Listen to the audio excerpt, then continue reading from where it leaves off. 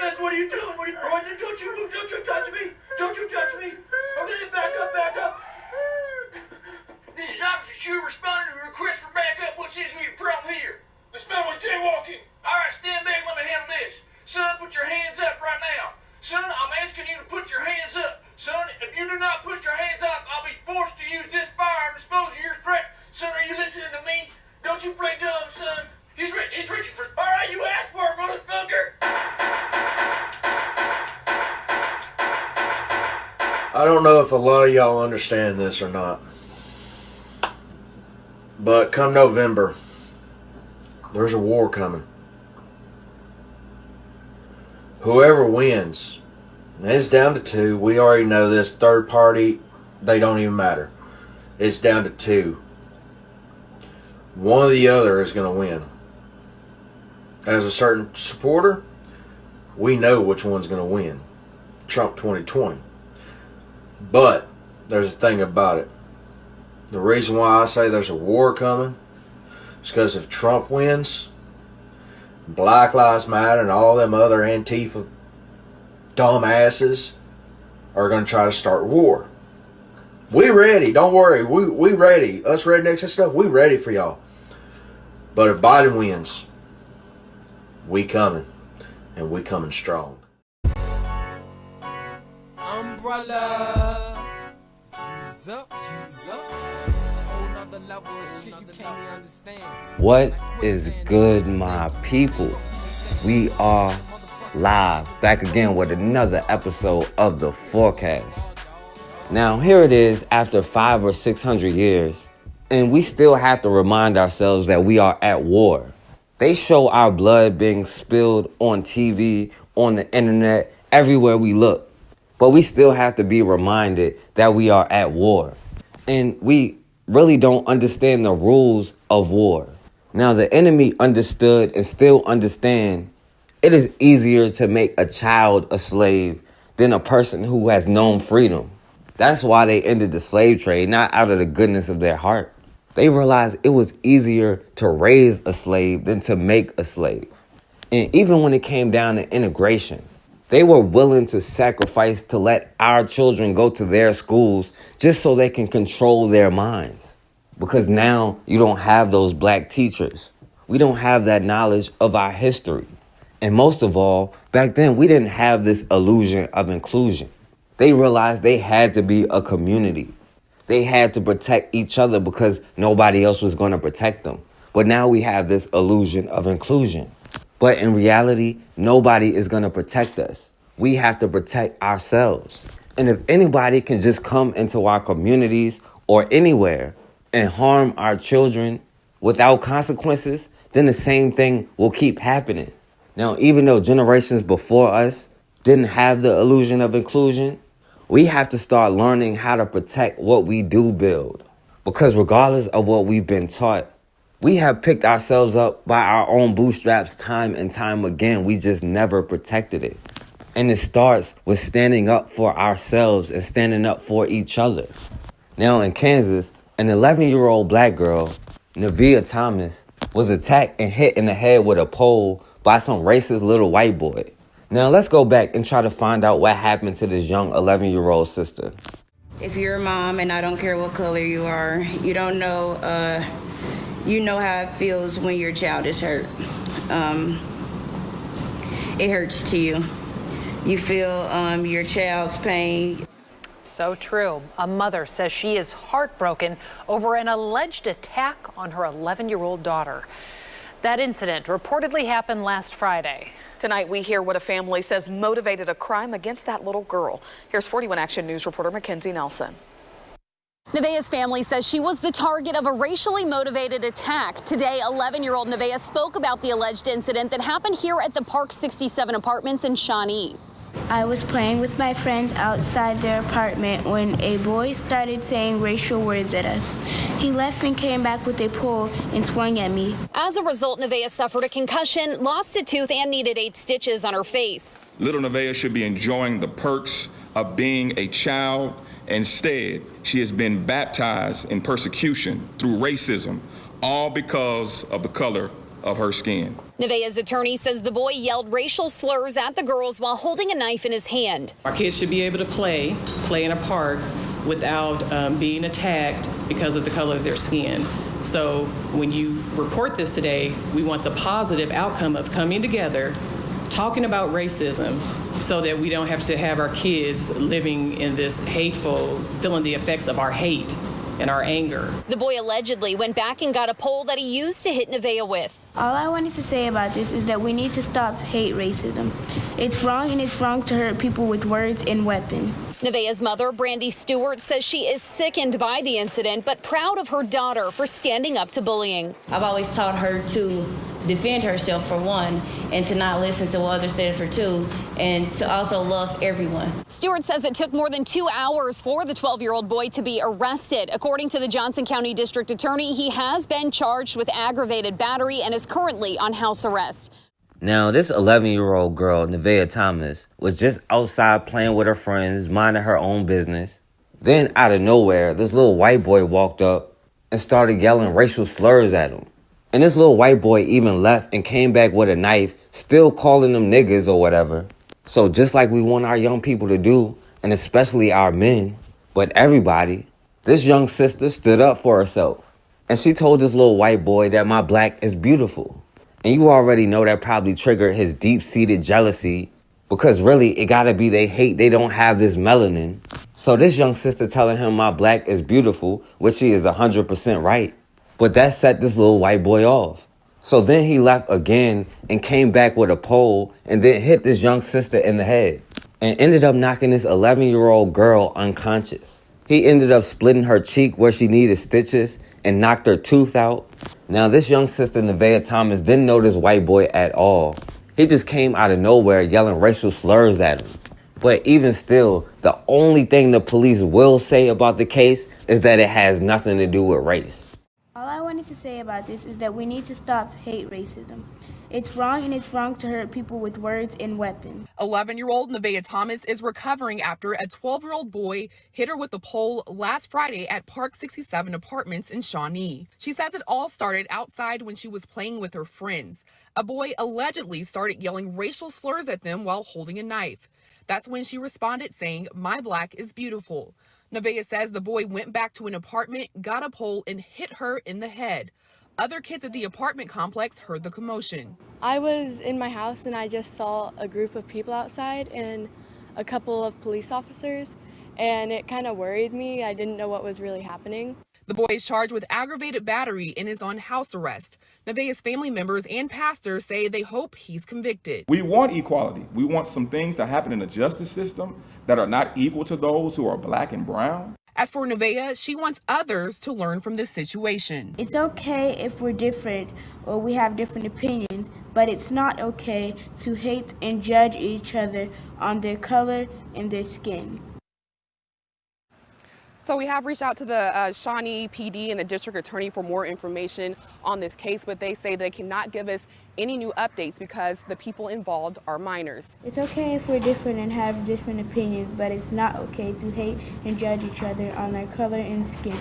11-year-old Nevaeh Thomas is urging children to talk about racism to prevent others from going through her experience. Last week, while playing with friends at an apartment complex in Shawnee, Nevaeh says a white 12-year-old boy yelled racist slurs at them and hit her in the head with a metal pole after she defended herself by saying black is beautiful. And it's a shame that her color, her beautiful black skin, caused such an outrage when she should have been having fun at a pool. Instead, she was in the pool of blood, of her own blood. This must change. Her family and church want justice. He needs to be treated as equal as they would do any other kid or any other criminal committing a crime. District Attorney Steve Howe says the boy went through a risk assessment before being placed on house arrest. Moving forward, he says the juvenile justice system is focused on rehabilitation. The last thing I want to do is have a person graduate out of the juvenile system into the adult criminal system. And so if we can change that behavior and prevent that, I think that's a huge win for the community. So I know that'll be the focus of the court. Now, of course, they won't say this little racist thug white boy name.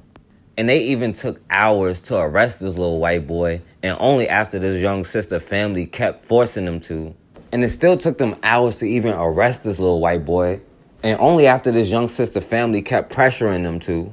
But now, all of a sudden, in this case, the police claim they can't report anything because they're minors. Now, notice in other cases like this, they can't report anything until they finish investigating. But in this case, it's because they're minors, despite reporting about black minors all the time. But of course, they're going to get on code and protect this little 12-year-old white boy. 11-year-old girl is recovering after she was beaten with a metal pole. The 12-year-old accused of hitting Nevaeh Thomas has been charged with aggravated battery. KCTV5's Casey Jones is live from Park 67 Apartments in Shawnee. And Casey, the suspect is on house arrest? That's right, Ellen and Brad. That 12-year-old suspect accused of beating 11-year-old Nevaeh Thomas with a pole. He actually lives here in this apartment complex. And like you said, he is on house arrest. But the family of Nevaeh Thomas says this was a violent crime and that 12-year-old suspect needs to be locked up. A playdate at this complex last Friday took a turn when 11-year-old Nevaeh Thomas was confronted by a 12-year-old stranger.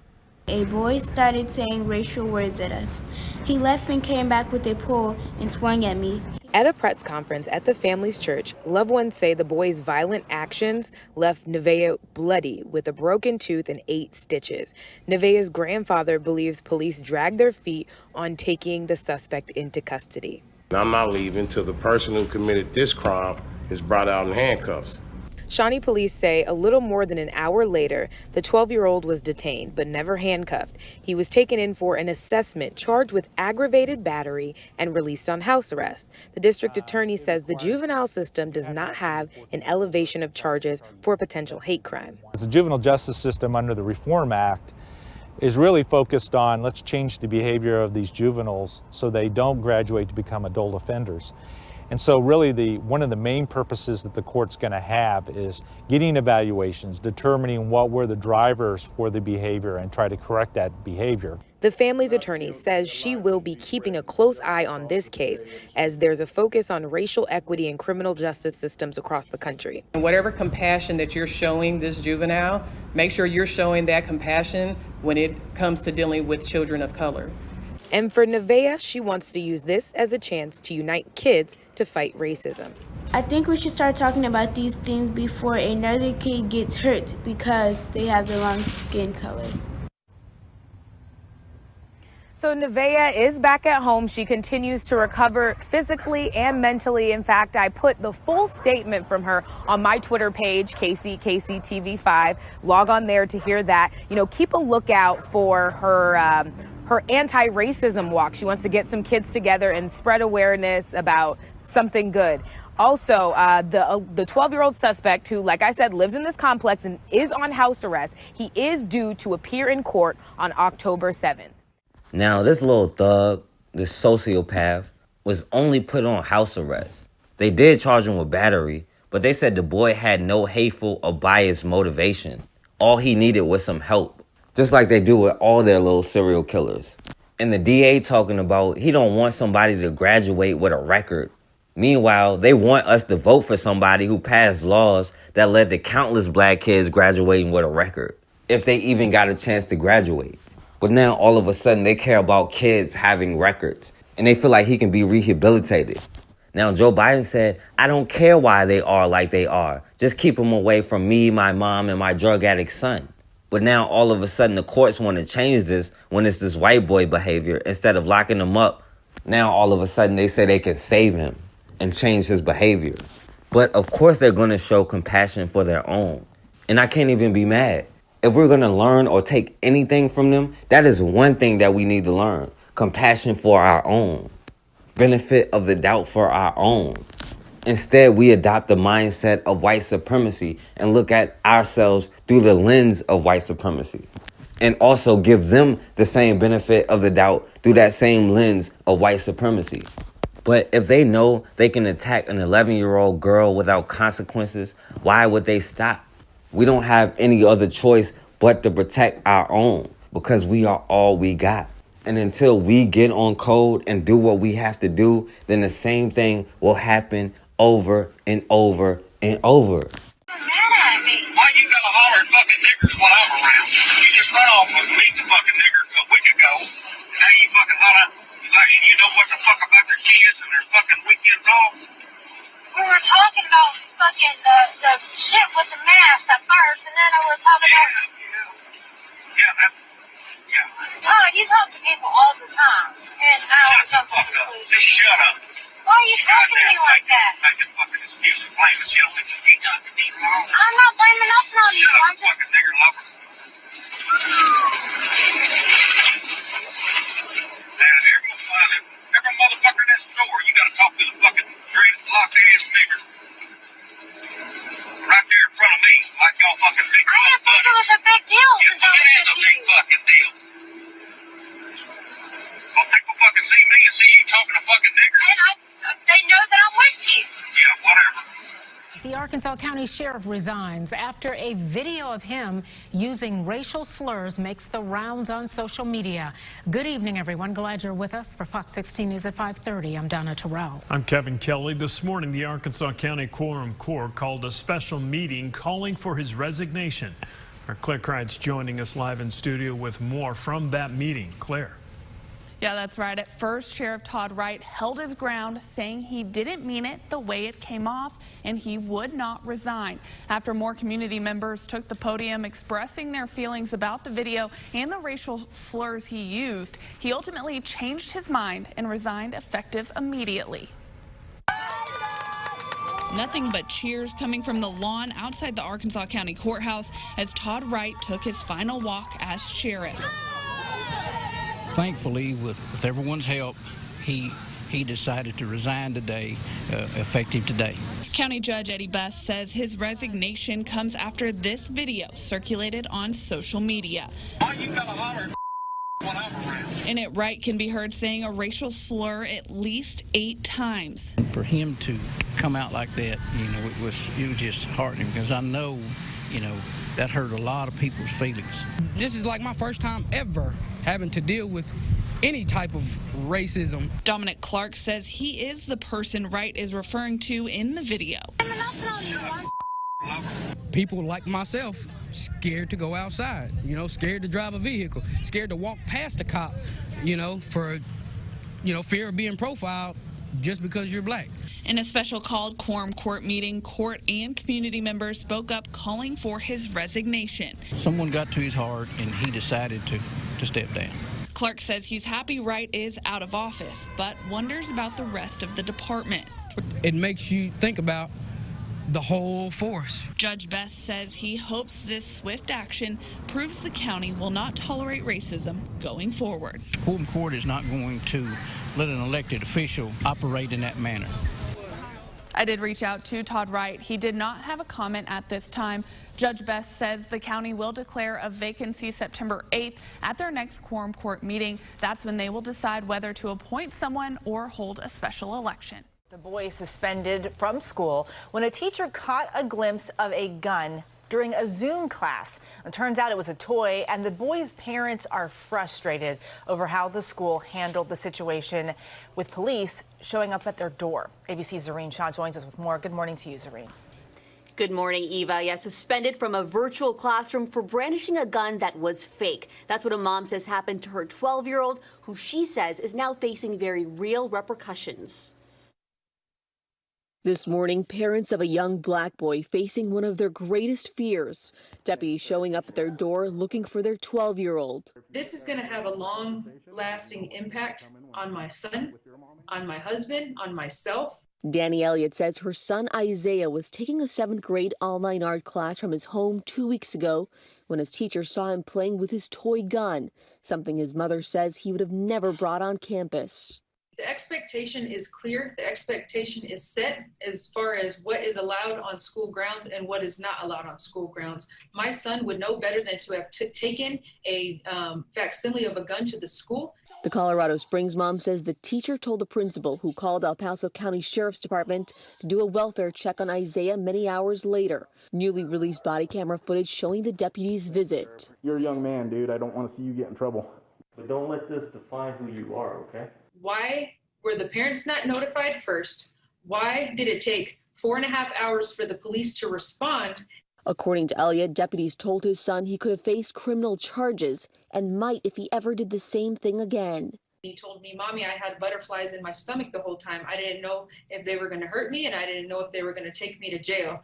Elliott says her son was suspended for 5 days. The school district, when asked for comment, declined to confirm the suspension, citing privacy laws. The sheriff's department says, in part, we were told by the school the teacher did not know if the weapon was real or not. As we should, we investigated the situation to ensure the safety of the students. Now, the school also releasing a statement saying it's taking this time to look at the bigger picture and center our efforts on working with the family. Well, all new at 6, a death threat against a black family leaves them terrified to go to church. Now, a man from Taylor is facing time in federal prison for making that threat. 7 investigator Heather Catallo joins us live with the latest. Heather?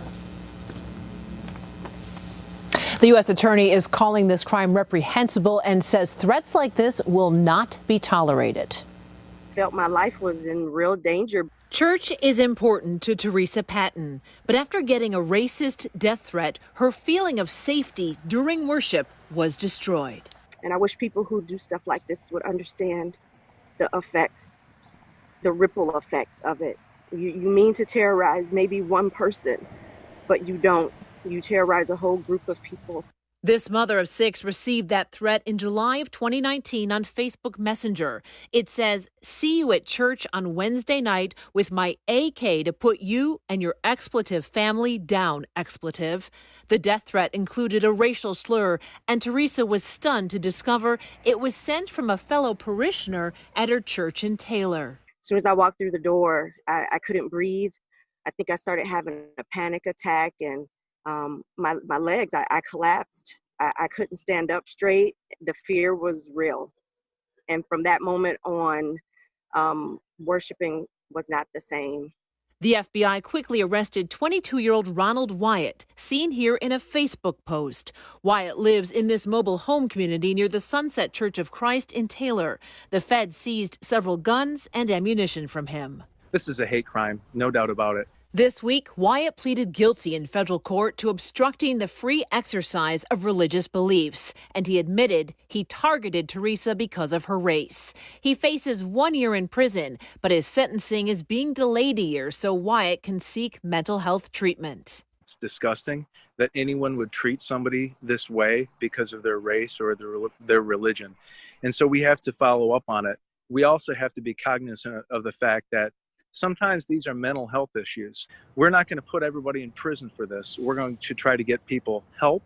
Teresa Patton says it was hard to speak publicly about this threat, but told me she did not want anyone else to feel this fear. I am a voice for so many people in the community who have been dealing with racial unrest. I want people to know, stand up.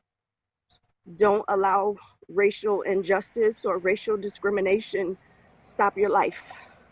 Yes, it's scary, but we have to keep pushing together. And that's why I'm doing this, to let them know they're not alone. We're all in the fight together. I did reach out to Ronald Wyatt's attorney for comment on this. So far, we have not heard back. Oh. Did you get that? I think I did.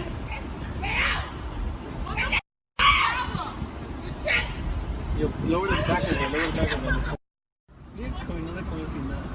Oh. Did you get that? I think I did.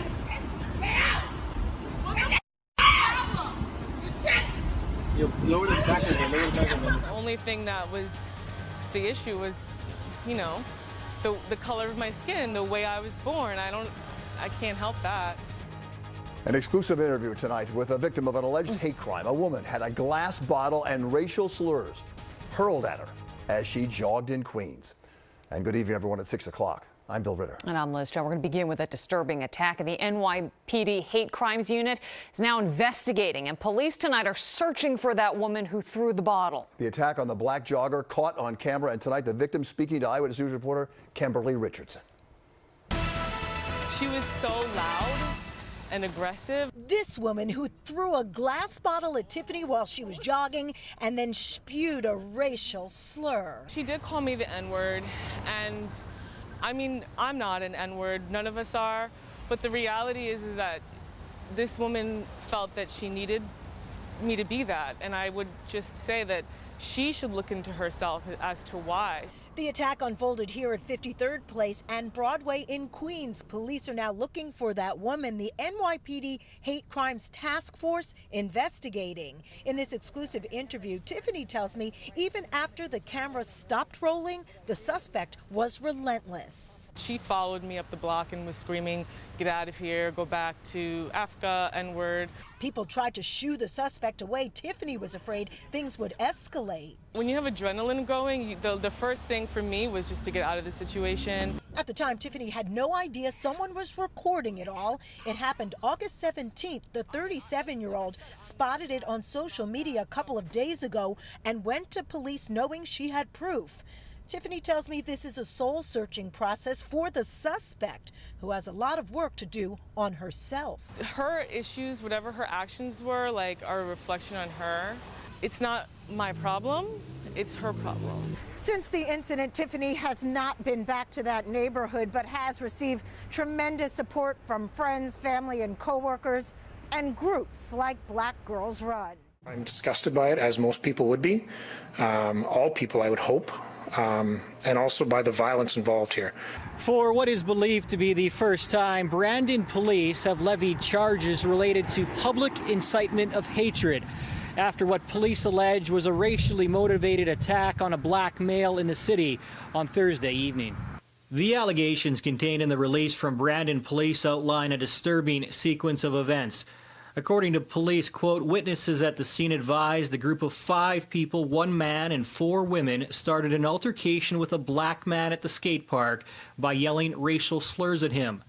Police say the man attempted to defend himself but was stabbed before being taken to hospital where he underwent emergency surgery. Police say he is expected to make a full recovery.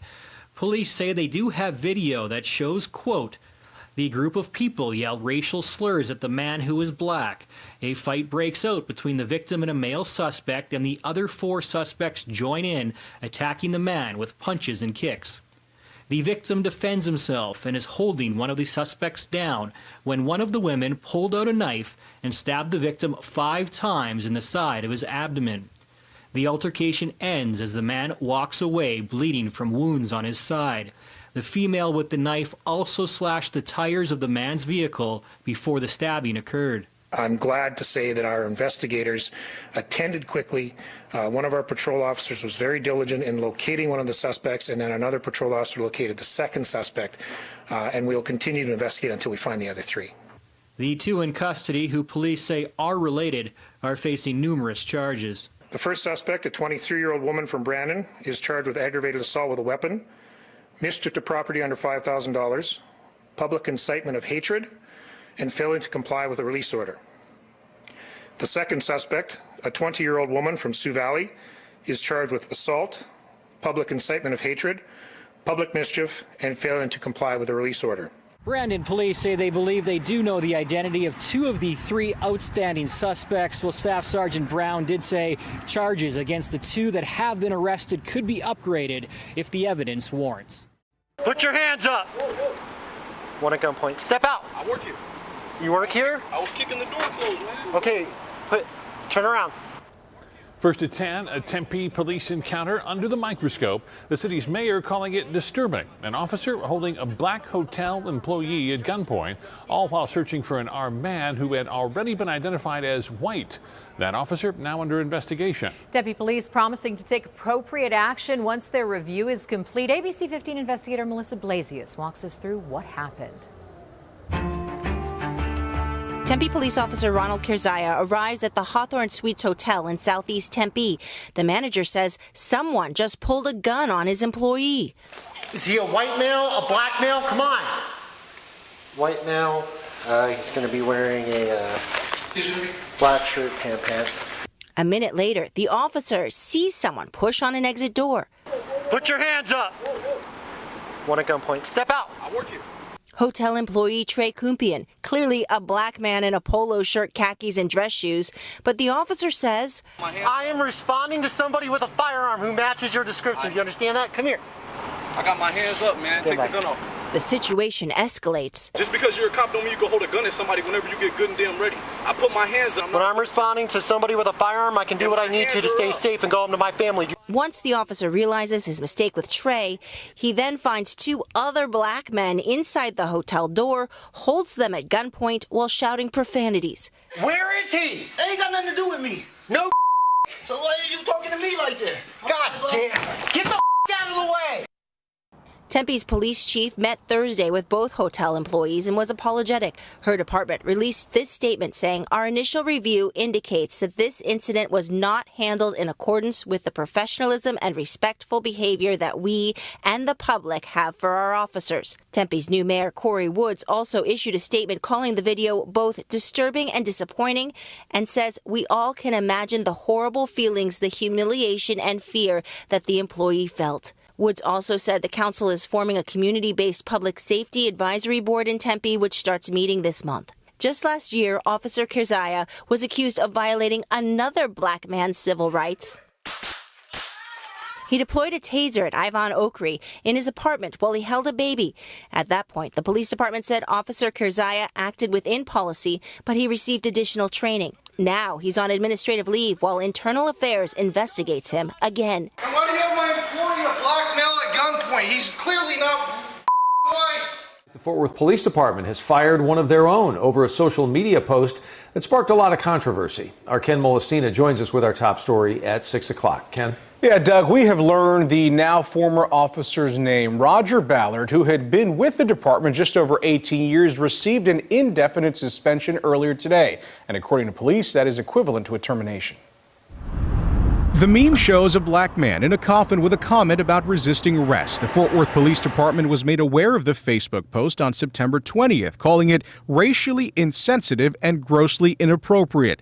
Last Friday, Roger Ballard was placed on restricted duty, his gun and badge taken away. And on Thursday, less than a week later, he received an indefinite suspension for violating the department's general orders related to social media use. And if you're going to do something inane like this, then you're going to suffer the consequences. And officers, beware. Corey Session, who is part of Fort Worth's Race and Culture Task Force and whose wife is a police officer, has said this incident has eroded the trust the department has been working to make with the community. Just unacceptable. You are endangering other officers, you're endangering the lives of citizens, and you're creating a narrative that people want to believe. See, I told you. They don't care, and that's unacceptable by any means. In a written statement, Mayor Betsy Price supports the police chief's decision, saying, quote, "We must continue the hard work of building trust in our community." Well, Roger Ballard shares a personal profile page on Facebook where the meme was posted. The police department's internal affairs group is now investigating the extent of that involvement of a second officer in this case. Away from me, or I'll smack your fucking head for taking a photograph of me. Lady, you better get off. Get the fuck off of me. Babe. You know Yo. what? Get away. You don't. You know this. Get it away. Hey. Get your Keep fucking looking at me. I'm gonna call the camera police. off I'm gonna me. call the police. Get your I'm gonna call the fucking police. camera away from me. I'm calling the Get police. your fucking I'm calling the camera fucking away from me. police. I said, get your fucking camera away. Get your fucking camera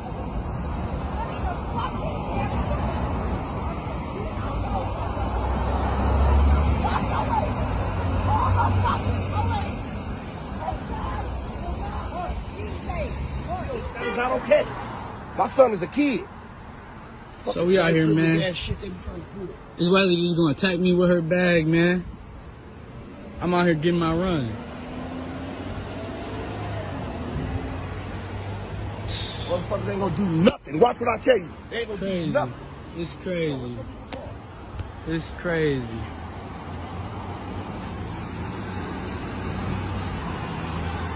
See the bullshit, bro? But if that was me, bro, I'd be going straight to jail. No questions asked. I see my skin tone. It's that bull. She just attacked me, but she's standing there, no handcuffs on, nothing. She's just sitting there, man. But let that have been me, man. I would have been on the floor already. Y'all, I'm about to tell y'all what just happened. So I'm at a restaurant, and it's two ladies, these two white ladies, came up to us and said, "Can you guys shut him up? He's annoying." Talking about what? Hold up, how you even turn the camera? This lady, right here, and these ladies.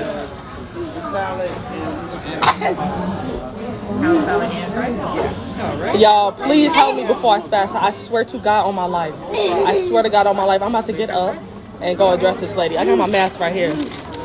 Obviously, you don't have to wear a mask at a table. I'm about to go off.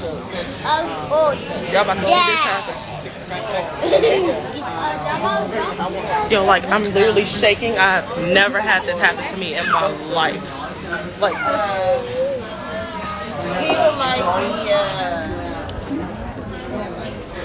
I just wanted to walk over and tell you that my son has autism. So for you to tell me that he's annoying and to shut him up is disrespectful. Well, you should be nicer and ask, hey, is there a problem or something like that? But that's rude. I've never had somebody ever in my life tell me something like that. Okay. Are you excused? Huh? That's it. Thank you. What you mean I'm excused?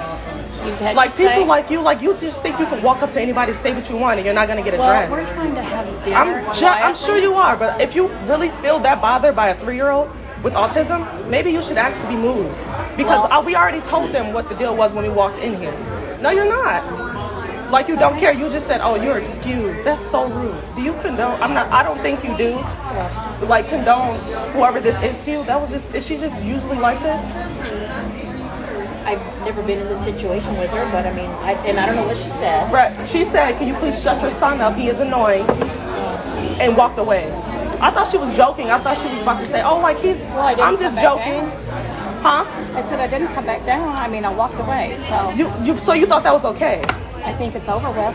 It's not. You don't ever. A reminder. You don't ever say that to somebody. Well, like ever. No matter if the kid doesn't have autism or not. If you are bothered that much, leave. Do not ever walk up to somebody and say something like that. Like you thought I was gonna shut up. I don't know why you thought that. Wrong mother. So I'm letting you know right now. If my son screams again and you have a problem, walk back over there. Because we can talk about it. And you too. My son has autism. Do not ever tell me that he's annoying. Okay? I'm sorry. We have ear problems, and that screaming really hurts.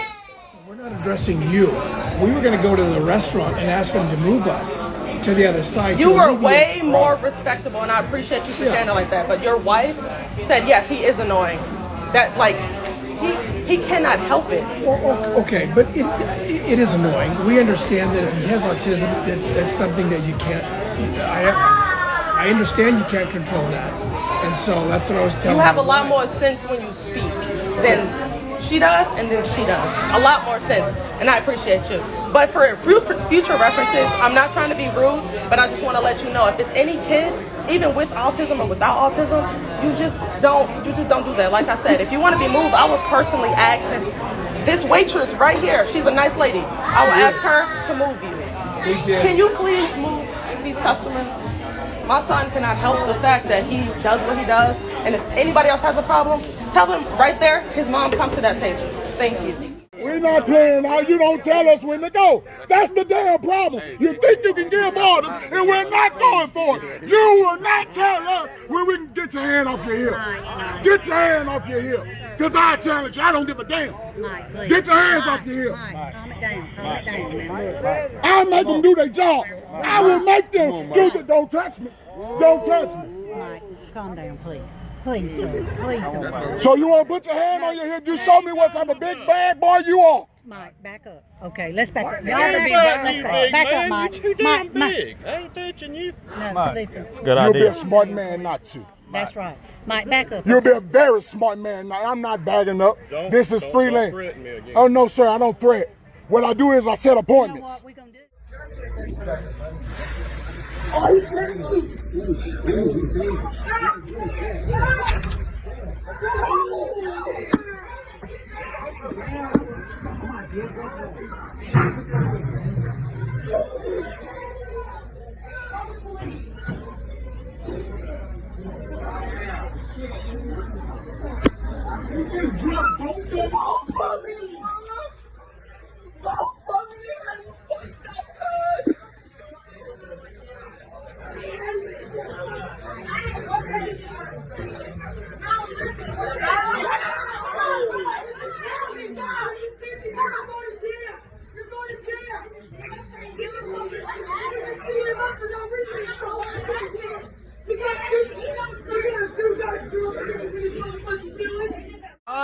tough shit. All that tough shit. Tough shit. Dumbass got knocked the fuck out. Move, big man. Dumbass got knocked the fuck out. You dumbass nigga. Hey, damn. God damn. That's what you always talking shit though, yo. Yo, you always talking shit, yo. Them niggas next though, yo. These niggas next though, yo. Hey, yo. Look at my Instagram, yo. Niggas ain't going for that shit no more, yo. They whip our ass, yo. That's what we do to yo. You feel me? They talk shit, you whoop their ass. You already know what the fuck. Yo, bitch ass next.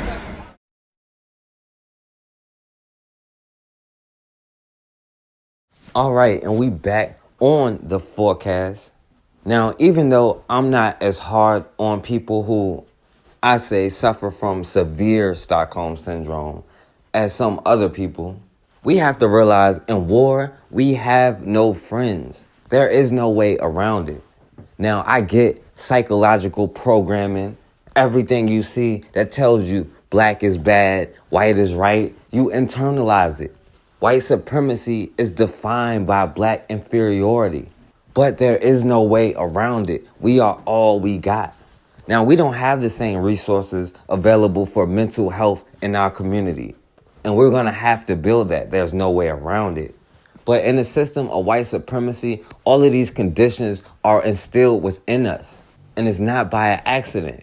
But until we have an army or a nation backing us up, you can't look for outside groups to come in and help you or help us as a group. We are all we got. We have to get on code and get ourselves out of this position because there is no other way. And in the system of white supremacy, you cannot escape your blackness. But in reality, you shouldn't even want to. Now in Iowa, a brother Michael Williams was murdered and his body was found burning in a ditch. Now, let's go back and try to find out what happened to this brother. There was no evidence to suggest a black man from Grinnell was killed because of his race. That is according to the Iowa Division of Criminal Investigation. Now, this is Michael Williams. First responders found his body in a ditch fire last week in Jasper County. He was 44 years old. Multiple agencies have been working on this case. And today, DCI, the Grinnell Police Department, and the Iowa-Nebraska NAACP held a press conference where they did share a big break in this case. Local 5's Lakin McGee was there. Lakin, what else do we know now? Yeah, Stephanie, we do have new information that we just learned today. This house that I'm standing in front of is the house that Michael Williams was held in and killed in before his body was dumped in a fiery ditch. And also new information we're learning is that law enforcement today arrested 4 suspects in the killing of Michael Williams. Now you're going to see them right there on your screen. There's going to be 4 mugshots there.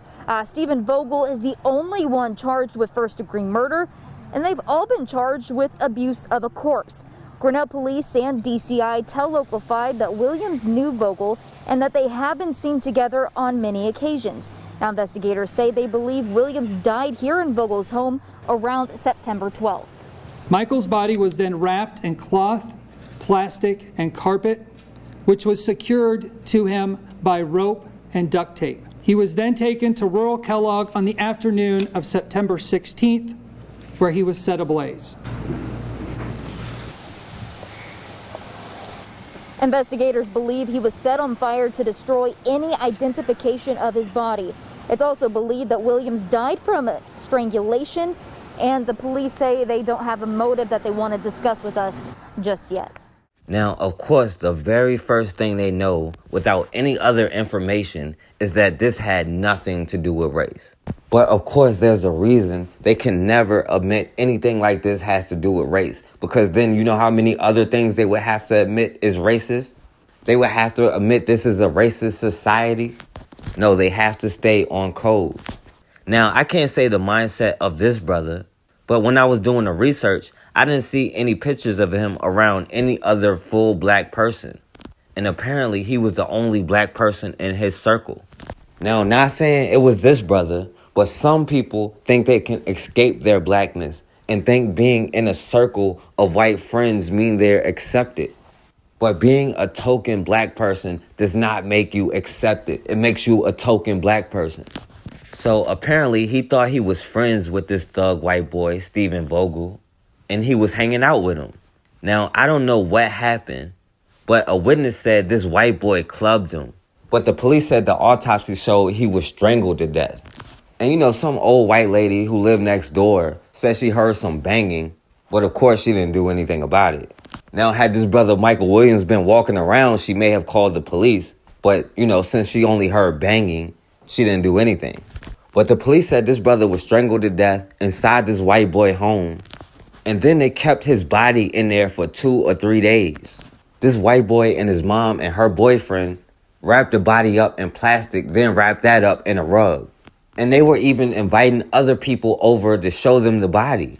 One person, who they call a witness, and they didn't even arrest, by the way, said they saw the body the next day, but they chose not to go to the police or report it to anybody. But apparently they just called him a witness. Now, eventually, this white boy got his best friend, his mom, and her boyfriend who lived with him to help him move the body. They ended up taking him to another town and dumping his body in a ditch before setting it on fire. Of Michael Williams. The Grinnell man's burning body was found in a ditch near Kellogg last week. KCCI senior reporter Todd Magel is live in Grinnell to tell us how investigators say his death played out.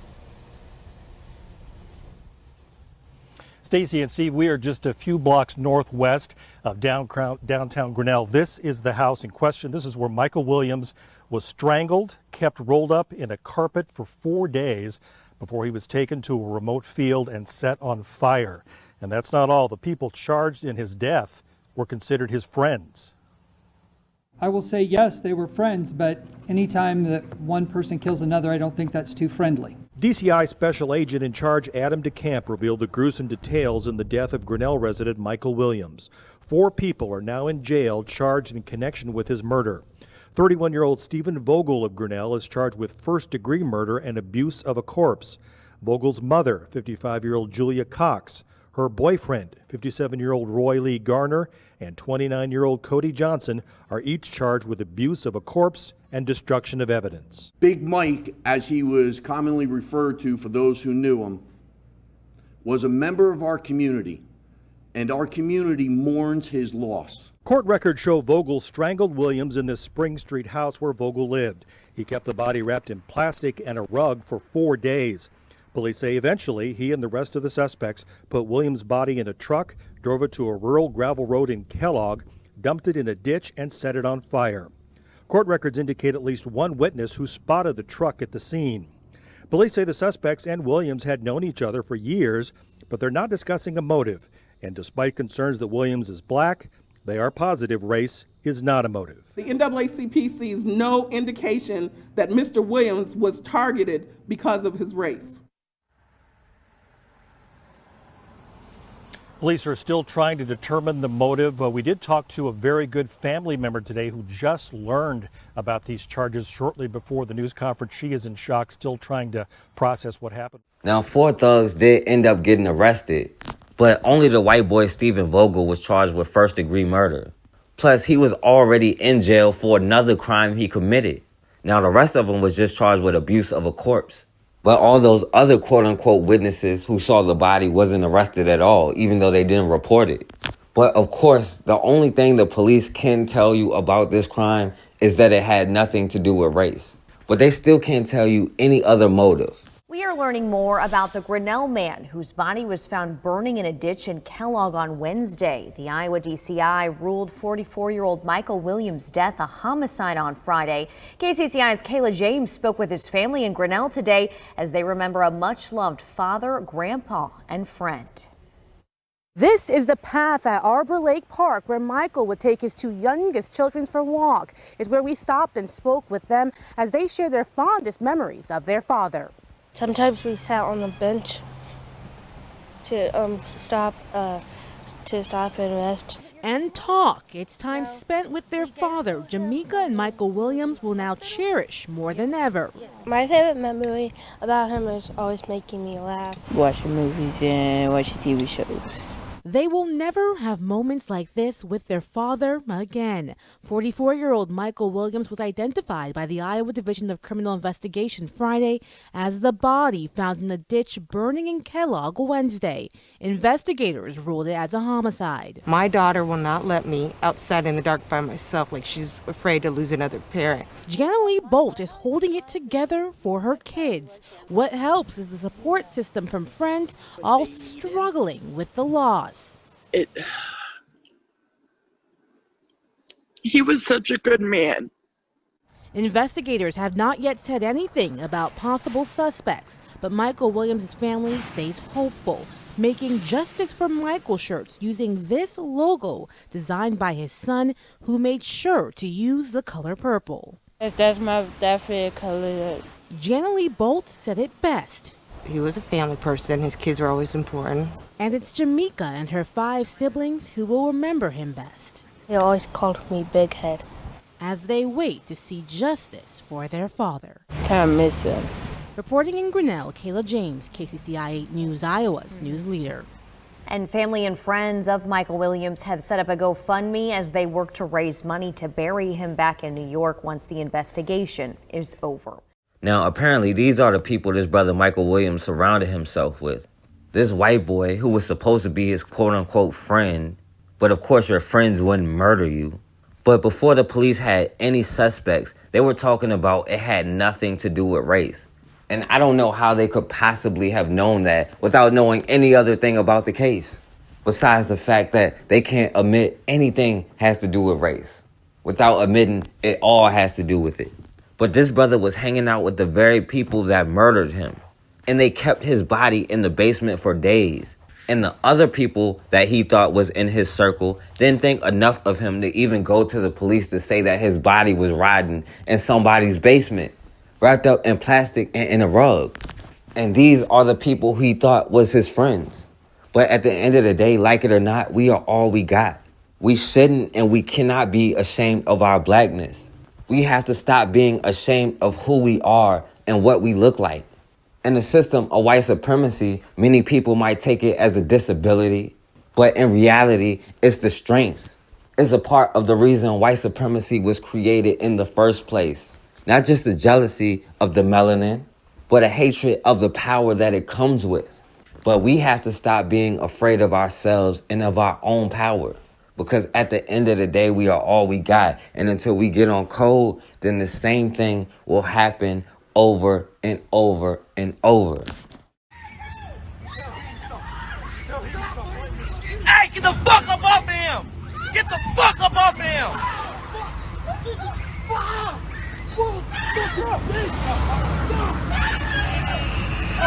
Hey, you cocksucking pig, get the fuck up off of him!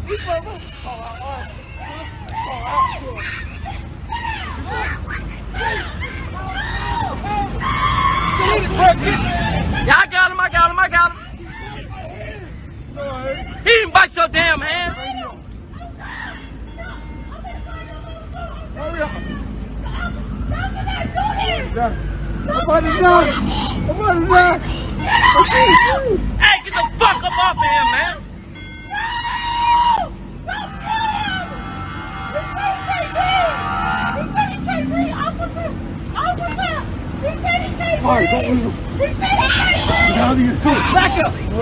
Back up my ass, you see that? Back up my ass, you see that shit? Can't get him in handcuffs. Nah, get the fuck up off him. Get a handcuff on this hand over here. Get a handcuff on that hand. This man bleeding and y'all won't even let him fucking breathe.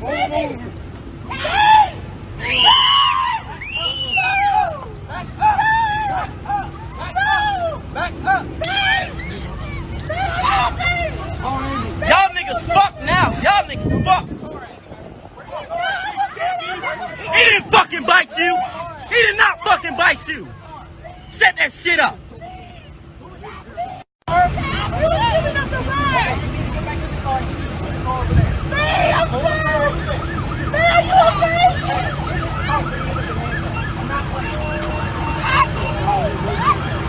Y'all niggas right here, man. That's why we don't like fucking cops. This is exactly why we don't like fucking cops.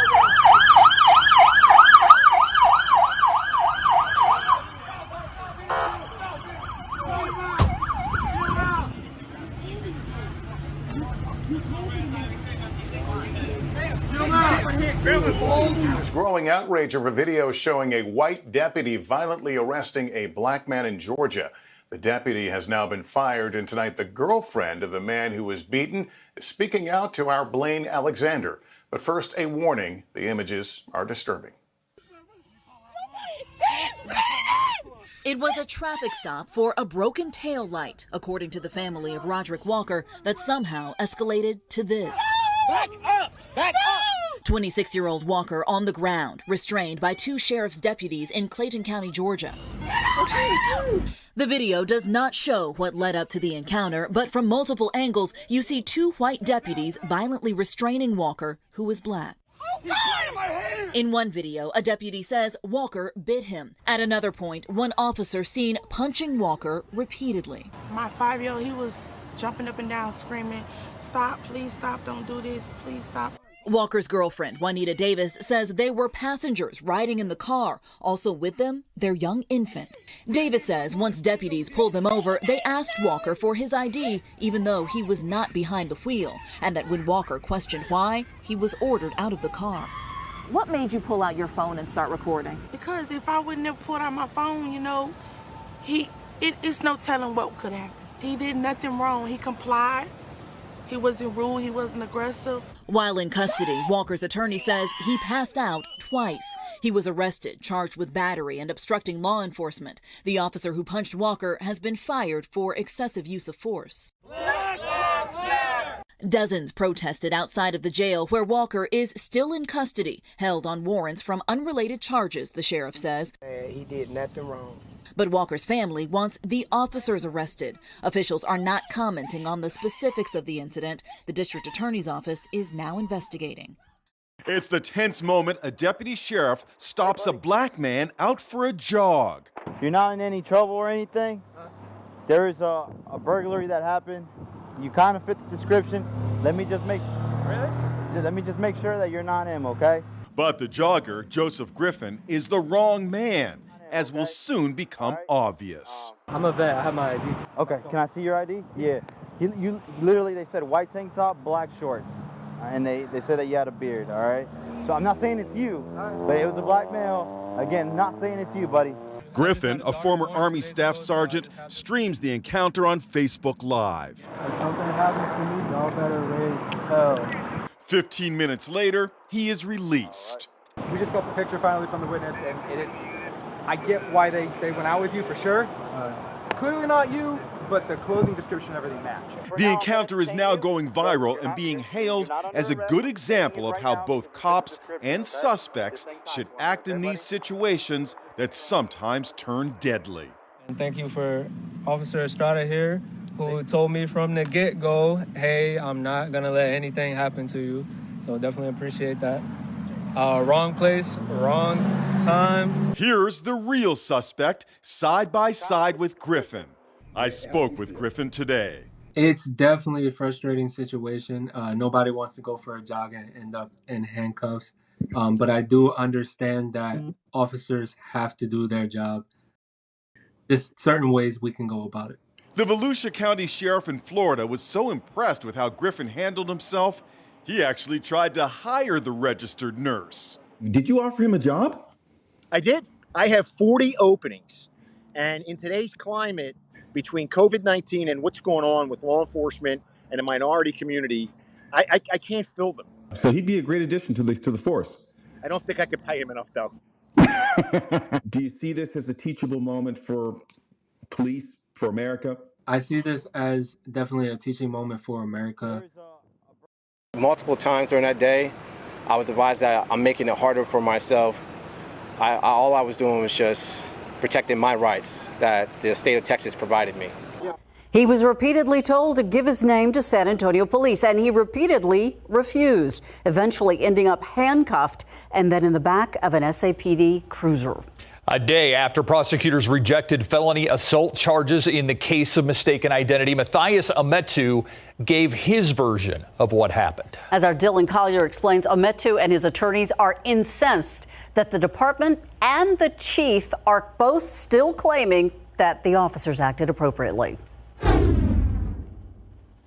Backed by his civil and criminal attorneys and a growing number of supporters, 33-year-old Matthias Ometu said the San Antonio police officers he encountered along Woodstone Drive last week took away his freedom. I felt like I was trapped, held against my will, and there was no ending to what I felt like I was going through. Police believed Ometu matched the description of a family violence suspect from a nearby call. I'm not giving my name. Ometu, who has no criminal record and was out for a jog, time and again refused to give officers his name, his legal right under Texas law. Ometu later forced into the back of a patrol vehicle, 2 officers claiming he kicked them during the struggle. Attorney Artessa House says even if Ometu had given his name, his ordeal wouldn't have ended right then and there. You know, it wouldn't have been over in 2 minutes. Let me tell you what would have happened. He didn't have his ID. He would have provided his name. The police still would have detained him to make sure he was who he was. SAPD officials now confirm they were actually looking for this man, Darren Smith Jr., who as of this evening had still not been charged in connection to the family violence case. Chief William McManus wrote in a memo this week that after examining the case, he determined the officers acted appropriately. Today, Ometu's defense attorney called on McManus to retract his statement. That's a problem. That not only endorses this type of behavior, it blesses this type of behavior, and change needs to start from the top. SAPD officials today said they had nothing further to add and stand by the information and video that was released yesterday. Don't you see this badge? When you see this badge, you need to do whatever it is that we tell you to do. But that's not law, right? Those are not the rules. House says she has not decided the next step yet. It could be a civil rights lawsuit or a formal complaint with SAPD Internal Affairs. Hey, keep your hands up. Put your hands up. Put your hands up for us. Put your hands up. Yeah. Yep. Up. Tell you why we're here. Okay. All right, why don't you step out the vehicle for me? Keep your hands where I can see them, okay? Yep. All right. Come back here real quick. Okay. Just going to pat you down real quick, okay? We'll tell you why we're here. Yep. Hands back your back. Okay. 18400. Oh well. Okay. Anything on you I need to know about? Correction. Nope. Signal Guns, 7. Like that? Nope. Okay, no knives? Nope. Go ahead. Charles Ocean Paul Zebra George Tom COOP ZGT. Yeah. Lean? Yeah. How do like this? No, just put your Relax. Just sit down and relax. Just. Okay, just put your butt. Okay. So the reason we're here is somebody crossed the street. Oh,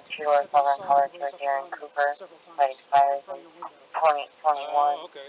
It's a owner is valid. I'm here for a train. I work for a San Antonio Children's Service. I'm a state worker. Do you have a gun in your car? No. It's an iPhone. It was your phone that you was. iPhone. I have 2 phones. I have a flip phone, work cell phone, and I have my iPhone, personal. Why would somebody think it's a gun? I'm not sure. You don't know? You can check, but like I said, I can hold it up like this and probably. I'm not sure. Okay. Somebody it's okay if we check real You say quick? somebody walked across? Someone seen and looked over and said, "This guy in the Mustang was waving a gun around Yeah, in the I got window." here early because I didn't want to be late for my training. Yeah. Okay. The one officer pulled in and said, "It looked like he has a phone. You were talking on your phone." So. I was talking through speaker. Okay. Instead of, I don't like keeping it up like that. I'll talk through speaker because if I'm driving, I do a lot of phone calls and different things. So Yeah, with somebody at a distance, they saw, they thought that you had a gun, you were raising a gun up by the window. Okay. Yeah, when I saw you come in, I said, "Oh, I think they're here for something." So Yes, we are. And here's the supervisor who's checking in right here. She's probably coming out now. So. Oh, great. Okay. Yeah, so that's my first time out here. I work in Akron. Okay. Yeah, we didn't even start with you. We got a call. Oh, that's fine. I just figured. Yeah, I saw y'all coming up in the park right here. So yeah. And I saw he had his thing. I'll let you all know I have a CCW too, but I don't have it with You don't have your gun with you. Yeah. Okay. You have your ID on you by any chance? It's in the car. Okay. I'll get it out. Yeah, when he's done. All right. Here. So what now? Your ID's in here? No, it's in the armrest right here. My wallet. It's a black wallet. 184 Noel. 14, go ahead. Robert Tom 849 798 RT 849-798. Okay. Thank you, Darren. Yep.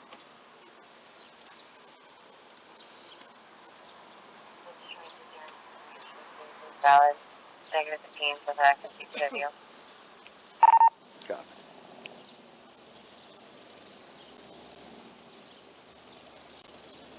Like I said, sorry to startle you. All right. Okay. Yeah, someone We get a called. call like that, we gotta. Okay. I think he had my cell phone. Did think that? Okay. Oh, you. That's good. Yeah, you're all set. All right.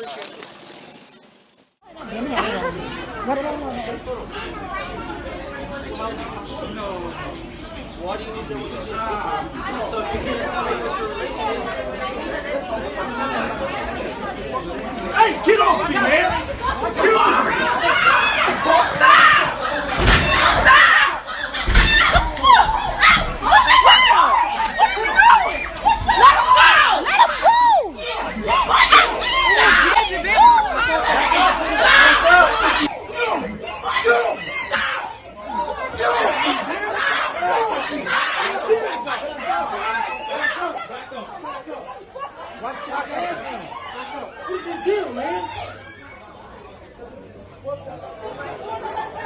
Back up.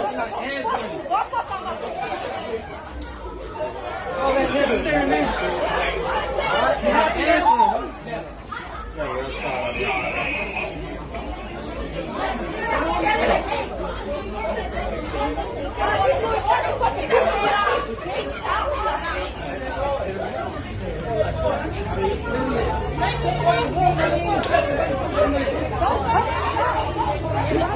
Probable cause for following me right now as I'm trying because to go I am back asking you where you I live at on this Okay. property, which is private What is property. your probable cause right now for Because I am following me? investigating burglaries on this Whatever, property. sir. Please stop following me. I am following you. I'm This glad is you really videotaping ridiculous. me. Yeah, I am glad I'm videotaping I you. am very glad you are. Me too, because I would really like to just go to where I live very peacefully without you following me. You can go very peacefully. Okay, that's wonderful.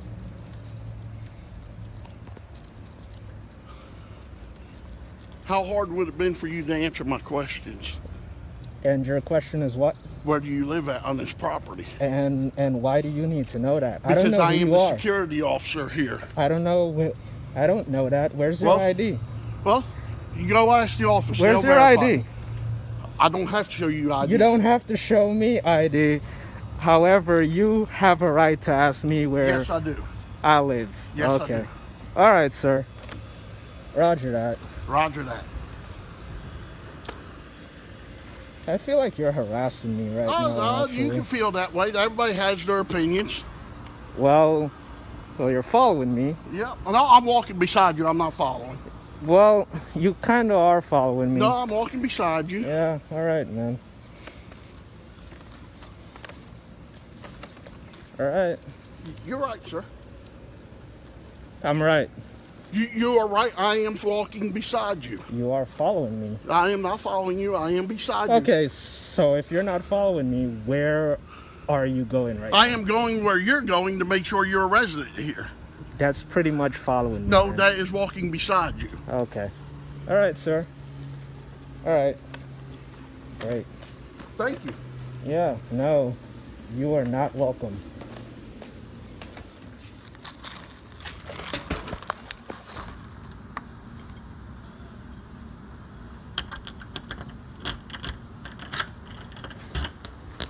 Are you happy now? I am very happy. Yeah, I'm sure you are. I am. I'm sure you are No, happy thank for you. just following me. Hello. Yep. Hello. Yep. Hello indeed. Hello. All right, sir. Bye.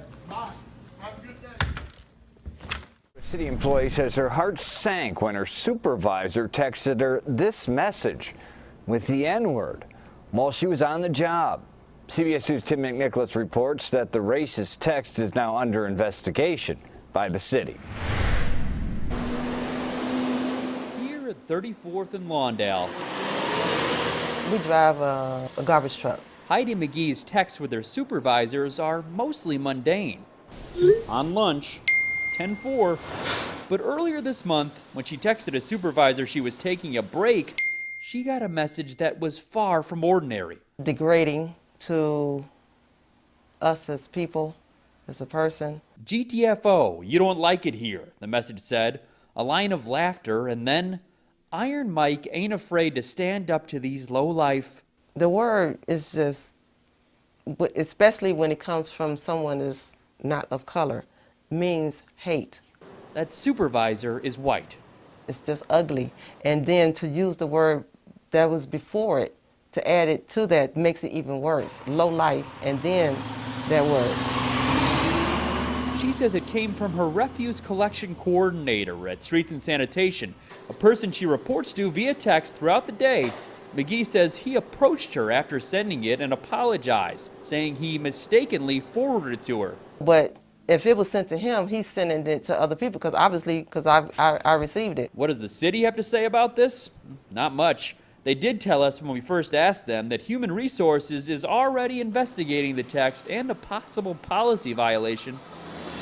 It didn't make me feel good at all. So what was the text about? Who is Iron Mike?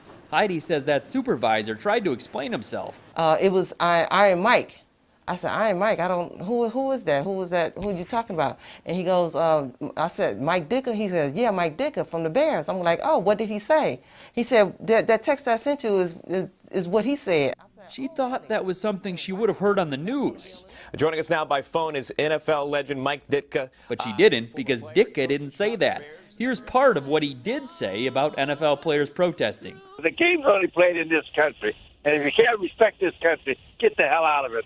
The former Bears coach didn't say the N-word. She still hasn't gotten a clear explanation for the text. For someone to pass that along amongst each other is, it's just not a good thing for people to be doing, and that's the way they think about people. We wanted to know more about what happened.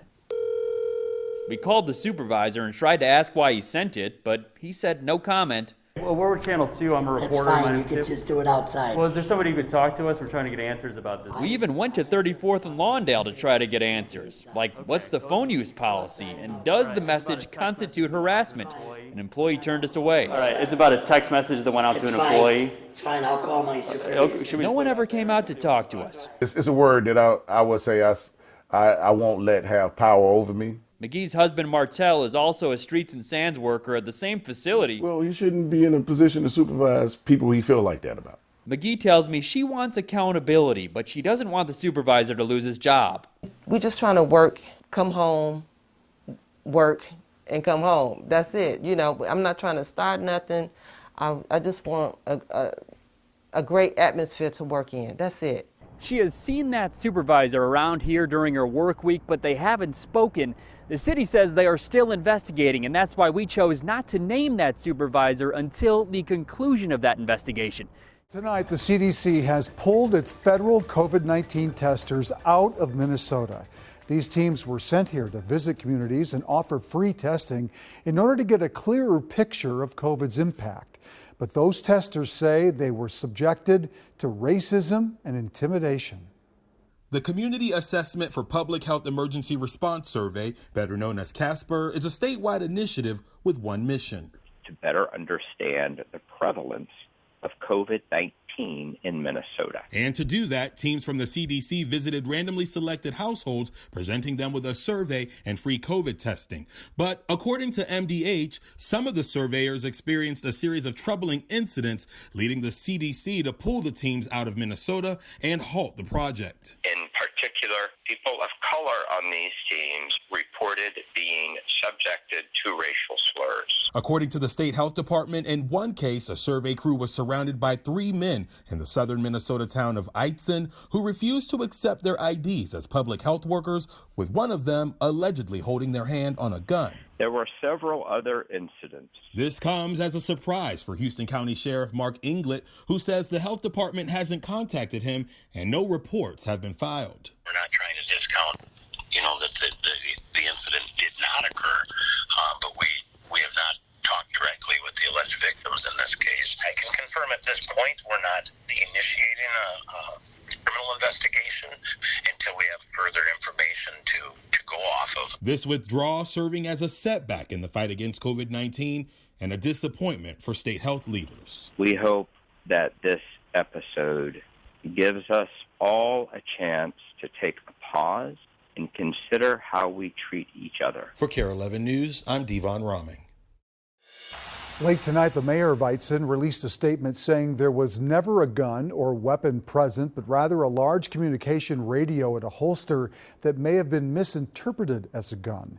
The mayor also said the situation, which involved a city official and 2 residents, was handled, quote, professionally, courteously, and unbiased with no racial slurs, threats, or inappropriate comments. For reasons that have nothing to do with his win-loss record, a high school football coach is out of a job.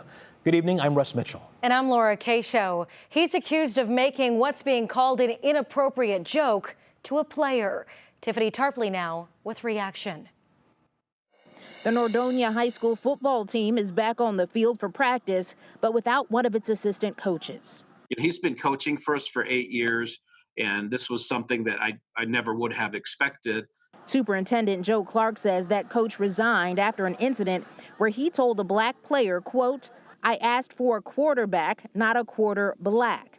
The player called his parents. His parents came to the stadium and spoke with the athletic director, who reported it to Clark.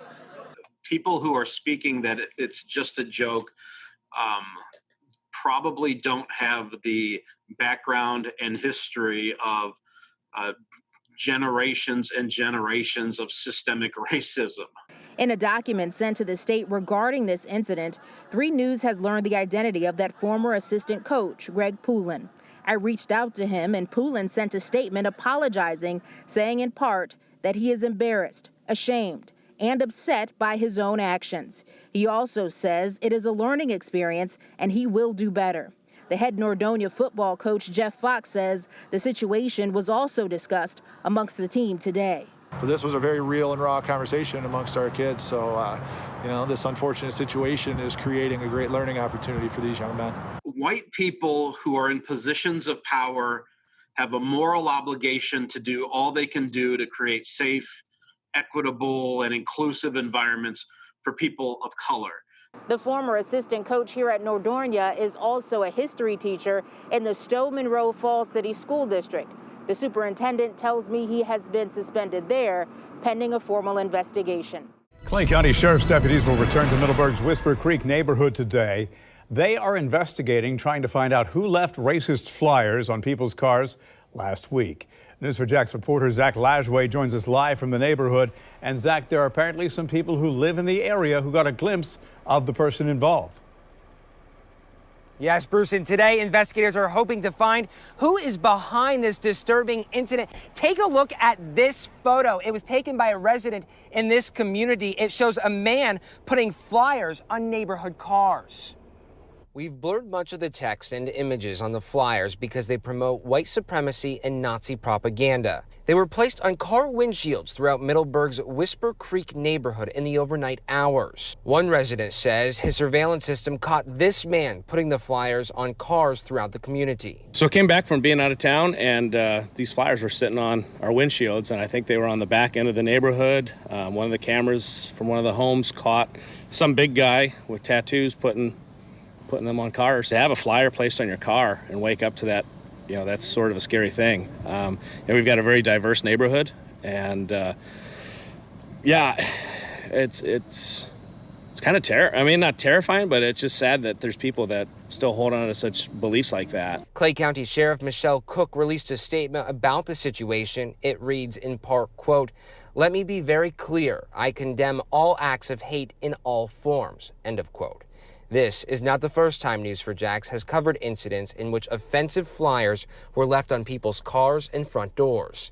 In 2015, these flyers were thrown onto properties in Jacksonville promoting the Ku Klux Klan. We should mention none of the cases we've covered ended with charges. Authorities say they run into issues with cases like this because of the First Amendment. They also say it's difficult finding the people responsible. I want to point out this sign to you. Neighborhood Watch. We look out for each other. I just spoke with a resident who lives in this neighborhood, and she said she hopes the people who are behind this, they come back. It has happened again to another family in Yulee. Racist notes left in their front yard for many to see. But this time, police say a man admitted to it and apologized for his remarks. Thank you for joining us tonight. I'm Heather Crawford.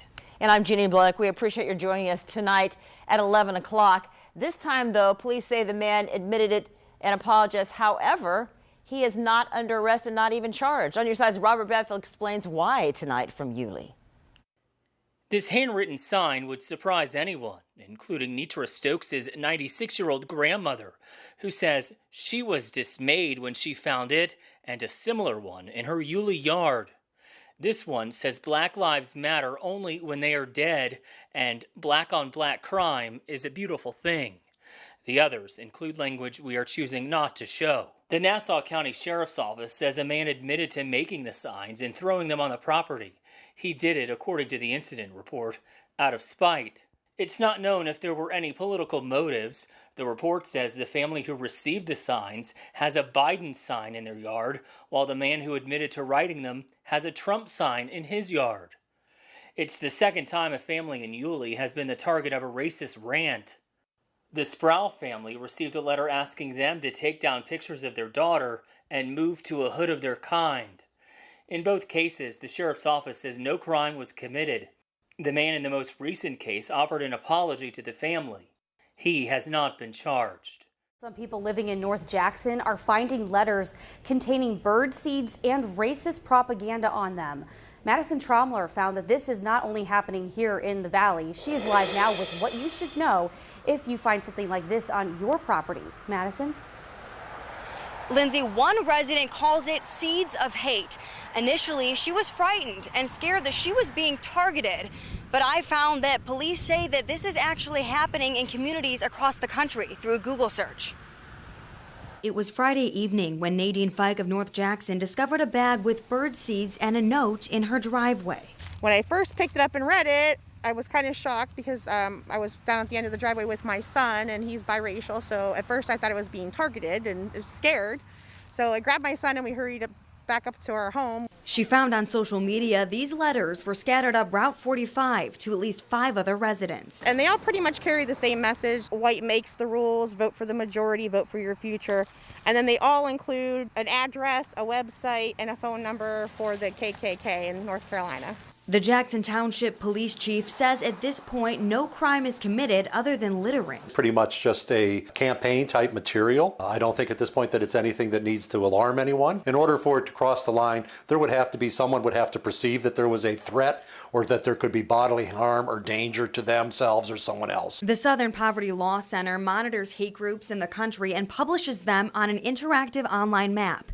In Ohio, 31 hate groups. The center reviews the groups through research, and if warranted, they conduct their own investigation. I found what appears to be the group on the letters in North Carolina, called the Loyal White Knights of the KKK. Chief Tyon says residents can call police if they receive any kind of letter. We'll be more than happy to go out and respond to it, pick it up to make sure that it's what we're regularly seeing. An arrest has been made in the Warren hate crime case that saw a family targeted because they had a Black Lives Matter sign on their window. Then it was thousands of dollars in vandalism that forced the family to leave their home, and they've been living in fear ever since. We're bringing Jason Colthorpe from Warren Police Headquarters with more on this arrest. Jason.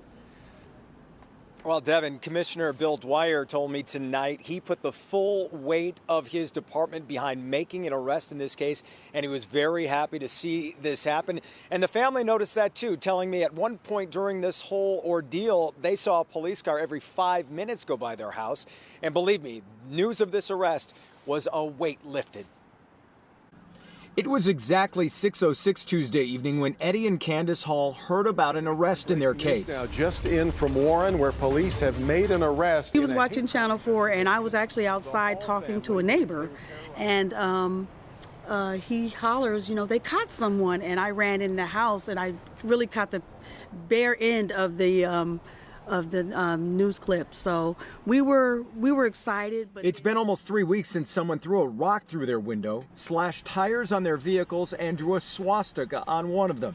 They believe because of their Black Lives Matter sign. Awesome. The neighborhood has been awesome, and anything they do, come by, anything you need, some people came by and prayed with us. They've been living in a hotel since because of the fear this has caused, especially for their 16-year-old daughter. She doesn't sleep well at night, me and her either, and my husband. I guess, all of us are having some trouble sleeping. We're gonna do it after I get done with you. Oh, no. Hours before the arrest was announced, Detroit Will Breathe protesters took to City Hall in support of the Hall family, which drew some opposition. His demands today. No anger, just smiles tonight for Eddie, a veteran of 2 wars who had been heartsick over how this could happen. They don't have the right to terrorize me for what I believe in. That's why this is such a great America, right. Because we have the freedom of speech and we can choose our own beliefs, we can't hurt each other for our beliefs. Police tonight being very tight-lipped on the suspect who has been arrested in this, but I can tell you police are very confident they have the right guy. We will learn more about the arrest and the suspect tomorrow morning when police talk about this publicly.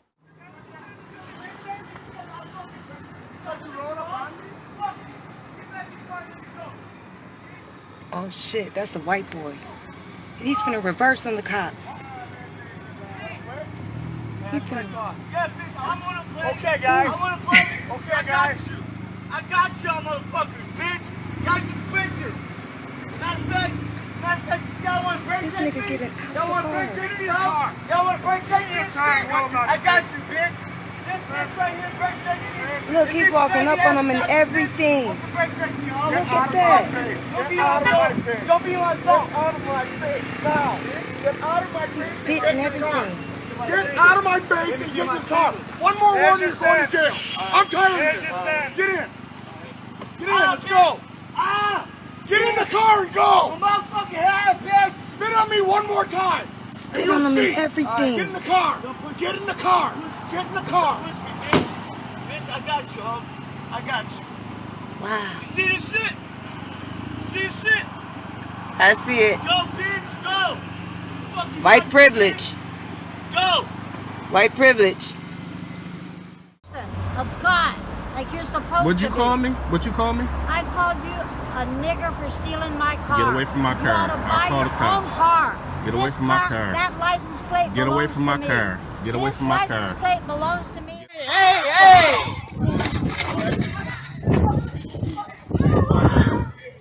Yo, guess what, motherfucker? Arrest the president, motherfucker! I ain't gonna lie, man. Shit just got. Yeah, why can't you handle like a man? I'm half her size. Why can't you handle like a fucking man then? You can't handle shit like a fucking man. You don't punch me, bro. Oh shit. Oh shit.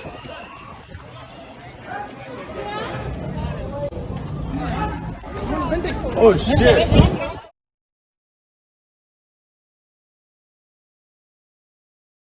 All right, and we back on the forecast. And I want to say RP to the brother Michael Williams. Luckily, the young sister Nevaeh Thomas is going to be all right. But it's been hundreds of years now. We have no excuse than to know we are at war. We have no other choice but to build our own community. And it starts with yourself. You have to educate yourself and educate your children. It starts with a strong family unit. We cannot continue to let people come into our homes and violate us and then ask the same people for justice. We have to protect ourselves. And once we build a strong family unit, we can build a strong community, which leads to a strong nation. And once we have an army or a nation backing us up, then we'll be able to move with a little more freedom. But until then, we have to stay on code and realize that we are all we got. Now, don't forget to like, share, and subscribe. And as always, man, we have got to start standing for something, or we're going to keep falling for anything.